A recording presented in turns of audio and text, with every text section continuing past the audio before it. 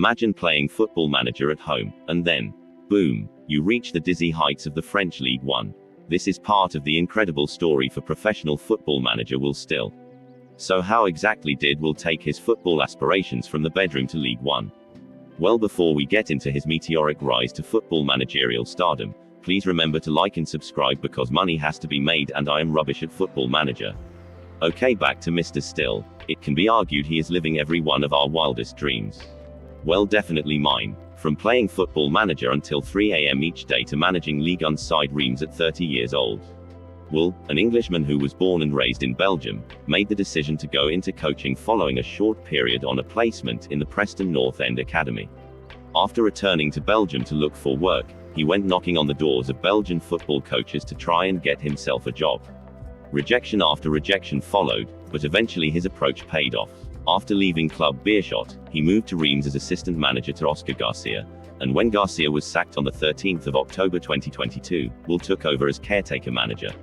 He became the youngest manager in Europe's top 5 leagues after taking over and at Reims. Reims is also where the coach achieved widespread notoriety after revealing his extensive experience playing Football Manager, leading them to a respectable 18-game unbeaten run in all competitions. Not bad at all. His success did come at a cost, well, for Reims that is, who were forced to pay an eye-watering £22,000 fine per match because he didn't have his UEFA Pro license.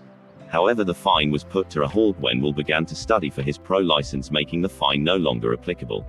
Now the manager of French Ligue 1 side Lens FC, does Will actually accredit the Football Manager game for his rise to the top levels of European coaching?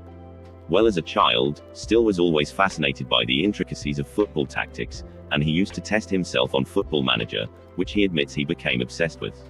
Incredibly, as he grew up and became a professional coach and then manager, he was still trying things out in the game as well as doing the job for real. But he is keen to dispel the story that Football Manager is the sole reason behind his success. Although playing Football Manager as a teenager convinced him to switch his focus from playing football to actually coaching it. No, I know, and that's what people tend to forget.